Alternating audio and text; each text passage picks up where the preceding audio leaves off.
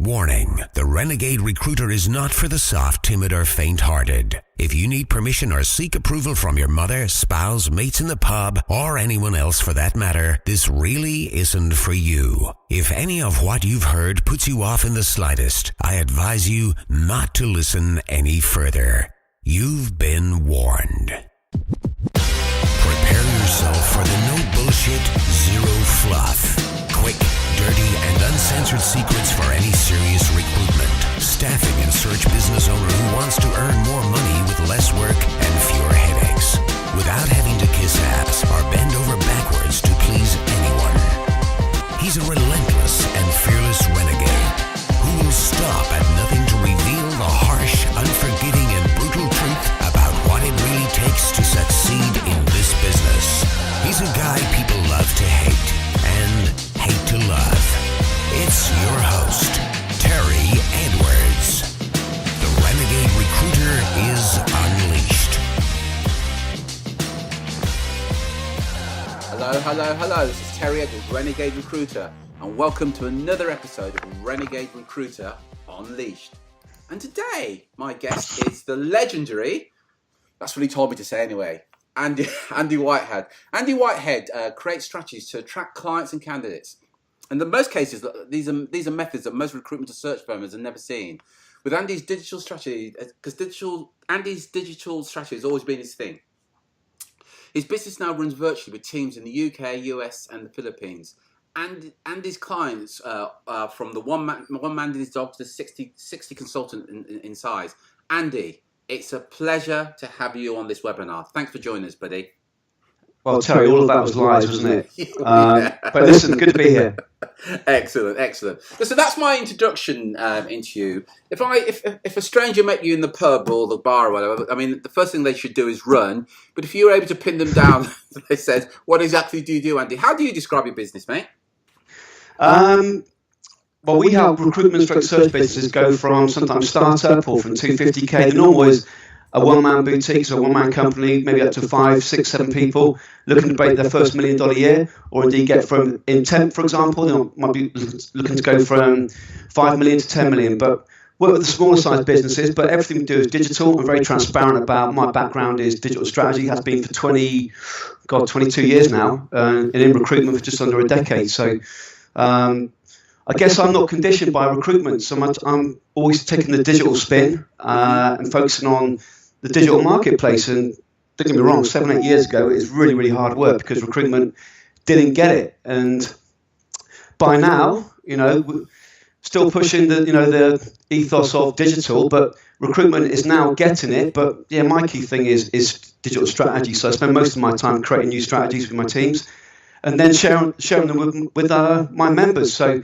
it's about getting inbound clients, inbound candidates, and then making that a systemized process whereby the business owner actually becomes a business owner. So he's not speaking to clients, he's not speaking to candidates. We have a process that brings in the client leads, a process that brings in the candidates, have a system that allows that conversation with the client and the candidate to be systemized so it can be scalable to other consultants, remote consultants or commission-only consultants.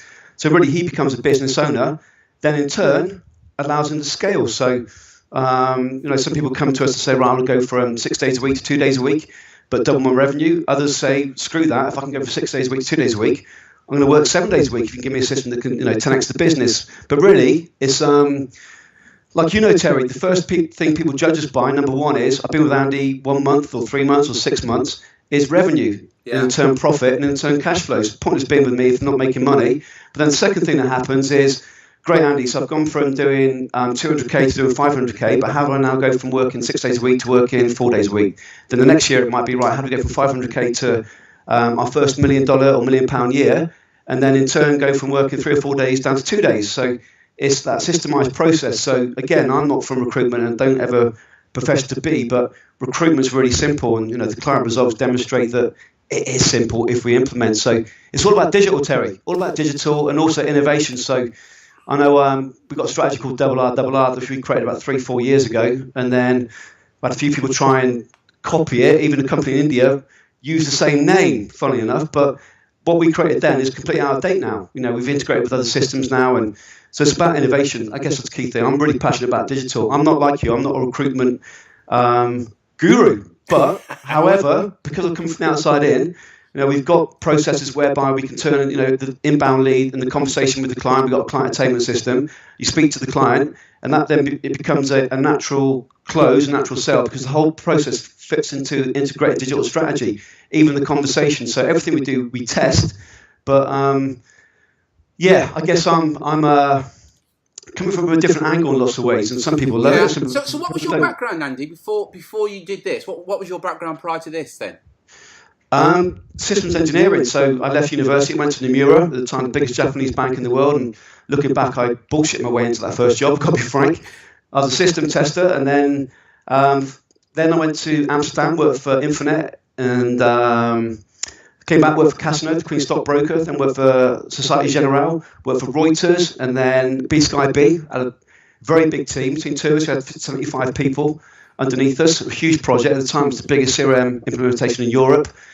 And my thing was strategy. So what I'm very good at is looking at what's the outcome. So, for example, on the Inner Circle call this week, I was talking to my members saying, listen, you don't want revenue, you don't want profit, you want cash in your pocket. So if you want to do 500K in your pocket, what's the profit you need? What's the revenue you need? So how many clients do you need? How many candidates do you need? So how many send-outs is it? How many leads do you need? Yeah. And it's about reverse. So I'm very good at that. I'm very good at reverse engineering steps. I'm very good at a metric process. So with a campaign, for example, we run double R.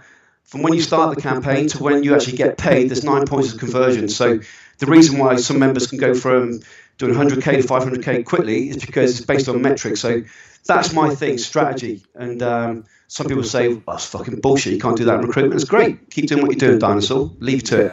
But yeah, that's it, I guess, Terry. Yeah, excellent. So what I get here really strongly, Andy, is that strategy is your thing, and what you'll do is you'll look at a business, and I guess what you're doing is you're saying, where do you want to be 12 months, 5 years from now? And then you work back as to exactly what they have to do that will get them to that final destination. Have I got that about right, Andy? Yeah, perfect. Spot on, actually. So we had a guy, in fact, a guy who's just done his first $1 million a year, really cool guy called Brant, and he came to us about 18 months ago and said, listen, I've spoken to a few of your members behind your back, and that's cool. I want this automation thing you're doing. I want these strategies, bam, bam, bam, bam, bam. Anyway, we did an audit session, then we did a game plan session, and in fact, his strategy for the first 12 months was nothing to do with double R, nothing to do with campaigns. It was based on a one-to-many Maven webinar strategy and based on a formalized referral strategy. And he went from around about 300K to $1 million in his first year. So although we've got these cool strategies that is my passion, it's very much about applying to the right niche. So right now we've probably got about 250, 300 strategies that we can apply, but we'll only use 1, 2 or 3 of those in the first 90 days. And every single month we released minimum 1 to 2 new strategies. So it's very much about the business, the avatar of the client, avatar of the candidate, and also the outcome for that individual. Do they want a lifestyle business, or they want a business that's going to do crazy figures quickly? So very much about the strategy and application of the right strategy. Excellent. And how long have you been doing this, Andy? Well, I've been doing digital since 1996. Sorry, how long have you been working with recruiters? Just under a decade now, I guess. We're 2018 now, so showing your age now. But in terms of Inner Circle, how we are now structured, probably 5 years Inner Circle. Before that, we had the LinkedIn Blueprint. So yeah, it's just under a decade, maybe 8, 9 years. Right. And what happened originally was I was doing at the time LinkedIn stuff, and I got asked to go and speak at the Canadian Marketing Summit in Canada, obviously, because I was seen at the time in the internet world as someone who's very good at LinkedIn. And then someone in recruitment said, if you're this good, come to my private mastermind and then show me what you got. And then I did. And then pretty much half the room said, I want to work with you. And then awesome. And recruitment is pretty simple. It's very simple. And as you see by the results, we've got members who are a startup and go into 500K first year, or going from 250 to $1 million in the first year with us. It's a simple process, just complicated by dinosaurs. Yeah. And something you said there is quite interesting, complicated by dinosaurs. What are the sort of the typical things you hear from recruiters who, quite frankly, don't know any better? Well, normally, when I speak to a recruiter, they've gone through a process of speaking to one of my team, and we don't speak with douchebags, we don't speak with, we call it a dickhead-free zone to be blunt, Terry, but anyway, by the time I speak to someone, we're setting the game plan for the first 30 days, 90 days, first year, so they've got a plan in place that is proven. So they've got a set of strategies that are proven, so they've got templates that are proven, systems that are proven, automation that's proven, they just need to do what's been done 100 times before. So, as part of that process, some of the questions we go through is based on metrics. And what we ask in terms of those metrics, very quickly, I can see by the audit document I get, when we speak to a new applicant, a new person coming to us, is the metrics they share. For example, what's been your campaigns for the last 30 days, 60 days, 90 days? What have you done to get clients? What have you done to get candidates? Pretty much, they all do the same. But the statement we get every single time is this: we are different because. And we all believe it because it's our business. It's our business. In the same way that we build a website, we look at it for 100 hours and look at every little nuance. But the fact is, a client will look at it for 5 to 7 seconds when you start running the campaign to see if you're real. But the fact is this: all of you, well, pretty much everyone on the call now, probably, or on the podcast, you're probably doing everything the same. Even if you're using tools like MailChimp or whatever you're using, you're doing everything the same as everyone else. It's very rare that someone come to us and go, I'm different because, and I go, wow, this is good. However, we have people come to us. We had a guy called Trevor Rano, and he came to us, and he gets technology very, very advanced. And then January last year, 2017, we had a win. We had a process in place whereby he got 1,000 candidates a week into his database. Fast forward to July 2017, he was getting up to 1,000 inbound candidates a day in his inbox using one of our strategies. But Trevor came to us with a really advanced mindset, but he knew he could do more because he's working crazy hours. So the fact is, you're always learning. I'm still always learning. And recruitment business owners need to get this. It's easier than they think it needs to be. But again, dinosaurs, mindset stops them. Yeah, some really interesting things you said there. First thing I picked up there, you said about, very few recruiters search firms are different. I think it was the great man Napoleon Hill who said, if you want to be successful, look at what the masses are doing and then do the opposite. And, and that may sound contradictory at some level, but majority, 80% of recruitment to search firm owners are struggling or only just getting by. But the majority of recruitment to search firm owners, what they tend to do is they look at what others are doing and kind of think, I'll do that. So look at their website. I'll have a website similar to that. They look at their fees. Well, our fees will be similar to that. I look at how they get business and I'll do that. And you're absolutely right. Well, the first few years of my business, my wife, God bless her, I don't know how she's still with me, but being very transparent, although it's, when I met my wife, I had a business in place whereby I worked 15 minutes a day. So I had a funnel in place whereby I had a automated tool, which I had designed in India. So I gave the spec to the company and it was created. And then I had a tool that basically brought leads in. Then they went to an automated webinar and they bought a product called the LinkedIn Blueprint. And then at that time, so I was doing very, very well, working 15 minutes a day. All I had to do was check the metrics and the VA around the tool, and that was it. But I could predict exactly what I was going to bring in daily, monthly, etc., etc. Then met my wife, got married, and we then went into what we're doing now in a circle, and we had to basically start from scratch. And the first year or so was bloody hard work. And what I mean by that is this. For example, if automation, webinars, one-to-many, things that I talk about all the time, I went out to the recruitment world and spoke about webinars. No one got it. But then, little shift, I spoke about online seminars. They suddenly got it. But the first year of my business was really, really tough because no one had spoken about it. And to this day, when I speak about things, people don't get it. But then 3 years later, they get it because now it's starting to become the norm. So it's something I have pain with every single day, Terry. And one piece of advice I got from one of my mentors many, many moons ago, he said, you need to dumb down your solution for recruitment businesses. You need to dumb it down. You need to imagine they're 5-year-olds. So don't talk about one-to-many and automation and 10% campaigns. Or you need to dumb it down to a 5-year-old level. And I still don't do it enough because I know my members are so intelligent, but it's because it's new. We don't know what we don't know in recruitment. But when we get into it, then all the light bulbs go off. But it's a problem I still have now, Terry, that it's that doing the opposite from everyone else. And that was my intention. When I came into recruitment and I made the decision on that day, I went to that private mastermind, and then half the room said, I want to work with you. Right, I'm going to stick in this niche. This is great. It was really, really difficult because at the time, in terms of what I was pushing, no one else was doing it. So it was me against everyone. And I was seen as a fool. And there's one guy in particular. So one of our phrases at the time was double your revenue, double your time off. And that was one of the phrases we used at the time. And a particular guy, I've since been told, said, what a load of bullshit. This guy's saying this guy's saying that.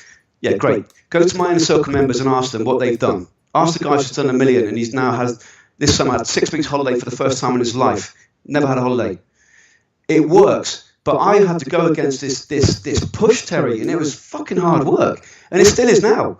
It still is now. You know yourself, it's hard work, but that's where the big results come. You need to be innovative. That's right. And something else you just said, I've got to ask you about. You've got this policy of dickhead-free zone. We have a policy of don't deal with tossers. Tell us what you mean by dickhead-free zone, and see how it compares with our policy of don't deal with tossers. You're listening to the Renegade Recruiter Unleashed podcast. For show notes, additional resources, and podcast updates, head over to www.therenegaderecruiter.com. Really simple. Number one, if I've created a strategy after 20 years of being in digital strategy, and then I myself created it, tested it for probably 30 to 40 hours, then my team in the Philippines have tested it, probably, for example, if it's a double R inbound strategy over 10,000 times. So my team have tested it. Then we've got the templates. Then we test it with 5 different niches with 5 members, and we've got the templates done for you. So by this time, we're talking about hundreds of hours of testing. Then we give it to you. Are you going to try that first and then come back to me with a metric, or are you going to discount all of that and say, screw that, I'm going to do this? So if someone runs one of my campaigns, one of my templates, they come back and say, Andy, converted 15%, I need 30, great. I've got a model, I've got a controlled figure, I've got a control. So that control is 15%. I know that we should be hitting 30%. So I know what we need to change in that campaign. But if someone goes off and does something completely different from what we expect out across all that time, including 20 years of knowledge, so we've had a guy copy our stuff. He was part of my group at one point. Pisses me off because he said to me, information is information. It's like, no, son, it's not information is information. I've been doing this 20 years. I've had days of working 20 hours a day. My wife's been in tears with me through frustration. It's not information is information. So much has gone into it, number one. The second thing is this, Terry, is attitude. The biggest trait I've seen over and over again in terms of those who do crazy figures is they just do JFDI. They just fucking do it. They just do it. If it's in front of them, a set of templates, a process, they just do it. But also, I get it that in recruitment, there's 2 types of individual, and those in the call, you'll know where you are, A or B, or A1 or AA11. There's no Bs. So it's either you're a procrastinator, you overthink it, you're a perfectionist, or you're like, screw it, I'm going to do it now, just get on with it. The fact is you're something in the middle. But the second part of that is your attitude. Just take action. And the third one is, personally, this business I set up to work from a laptop originally, then I got married, it all changed. But I spend time with my members. We don't want any dickheads, Terry. We want to have fun. Yeah. We get together in London 3 times a year. We go out, we have fun, we go for food, online every week, we've got a forum every day. We want fun, Terry. So those are the three drivers for me at a personal level.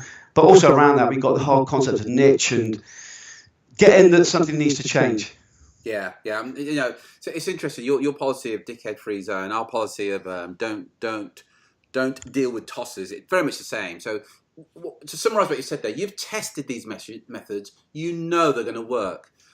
So when somebody comes along and says, "Yeah, but my market's different. It won't work in my market," your attitude is very much the same as ours. Test it and see for yourself. We always say this as well. My opinion doesn't matter. Neither does yours. Just test these things and see for yourself. And I always say as well, look, if what you're doing is giving you the results that you want, there's no point in having the conversation, quite frankly. If, however, you want to improve on the results that you're having right now, let's have a conversation. But you've got to be open-minded and be prepared to test these things. So that's so true. And I'm curious because I wasn't said that Andy and I work in the same market. The biggest difference is my good looks and modesty that gives me the edge over Andy.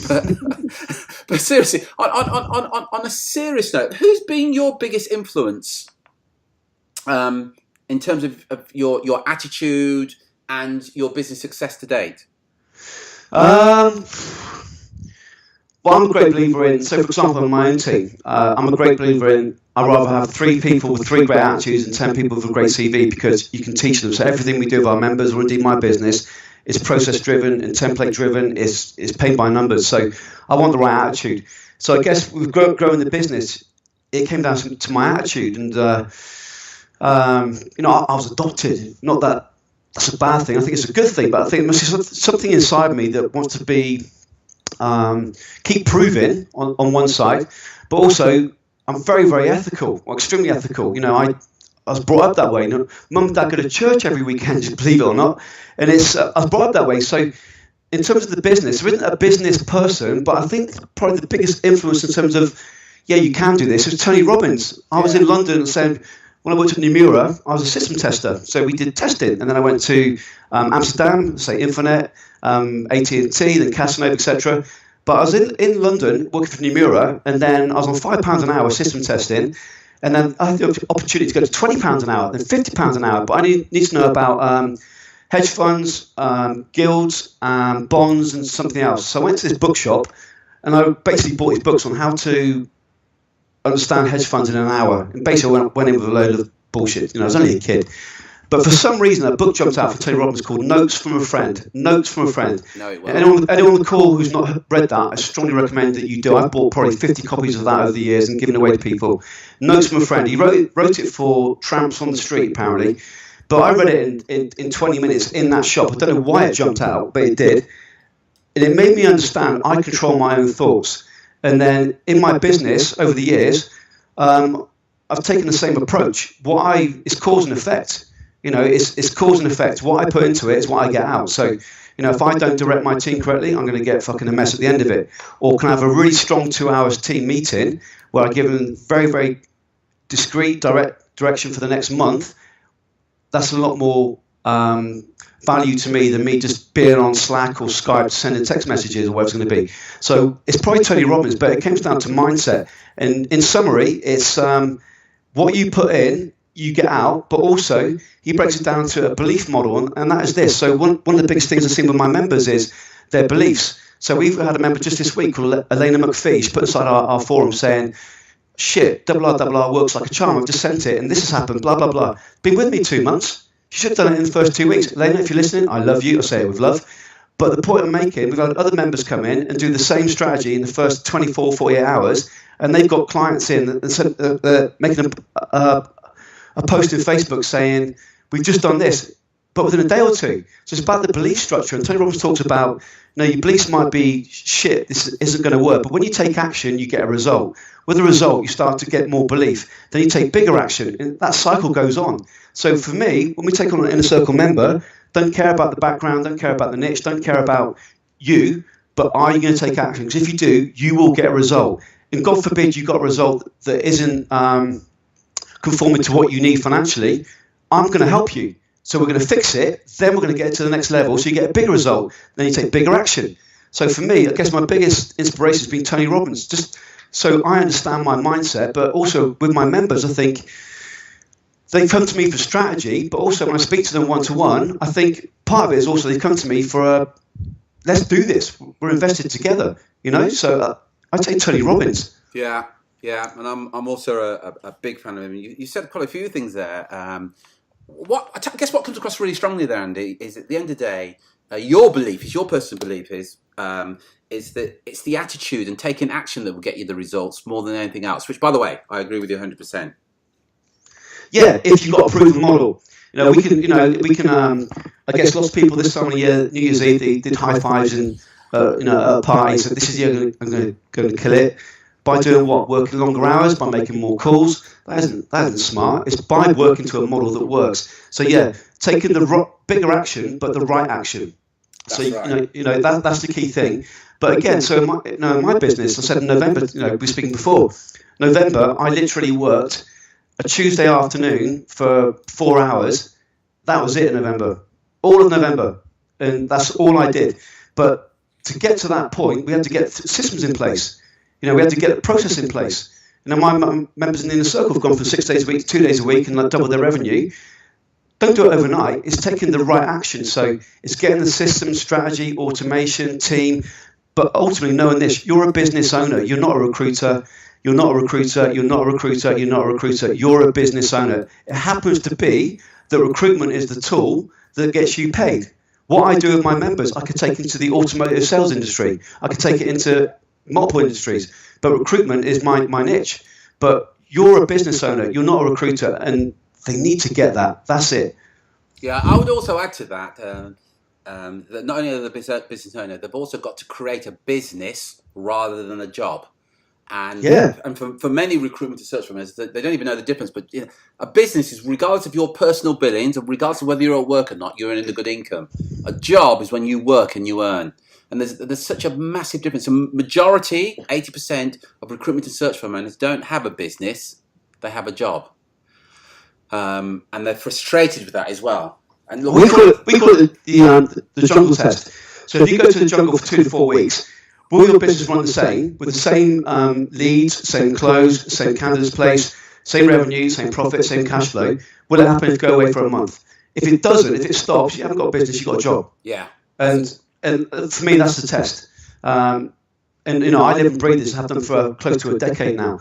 But in November, due to a few personal things, took a step back and said, right, screw this, I'm doing nothing. Didn't do any preparation. And I said, right, what will drop, will drop. And do you know what? As I said before, Terry, this is actually the most powerful thing I've done in my business in the last 2 years, because the team that we've built and the processes, they work. And Andy, on a personal note, you said on a personal thing, was that due to the shoulder injury that you got in November? That's right, it's a shoulder injury. So I've been very blessed in some ways personally, and I got a shoulder injury, so which I can't dictate or share on the call right now, but yeah. Sorry, it's just a personal joke. Andy shared something with me offline that was very, very funny, but totally inappropriate to share with anybody. You shared it offline, Terry. Excellent. On a serious note, Andy, you've been in this for some time. What are your predictions? What do you see happening in the industry over the next year, couple of years or so? Well, I see a big shift. So one of our members, Darren Franks, he was with I think it was Morgan Spinks or Harvey Nash, then Utopia, big name in recruitment. And then sent us a message this week inside the chat box on our call on Tuesday and said, in all his years in recruitment, he's never had a client pipeline like this. So why is that? He's gone for these big, huge companies. He's now set up his own company, but he's never seen a pipeline like this, and it's more than his team can handle. It's because we've got processes in place that he can turn on, turn off very quickly. If you go into a bigger company, so we do have big companies inside the inner circle, but you've got 50, 60 consultants. You go through this process of, right, it takes 4 or 5 weeks to get it set up. Then we test it on one desk. Then we tweak it. Then we go through another set of assessment. Then the guy at the top has to either sign it off or not sign it off.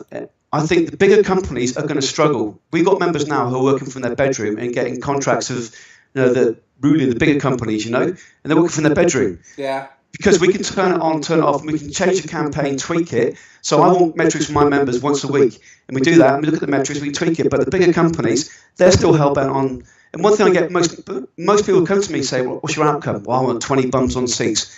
And they've got the guys working at home by himself. At the end of the year, I'd love 20 guys in an office. No, you don't. You want 500k in your pocket. Yeah. You don't want that. But I think there's going to be a big shift. The bigger companies are going to go out of business. I think that's going to happen. And I've been a part of it. I've seen that firsthand. I think it's going to go out of business, a few of them, if not a lot.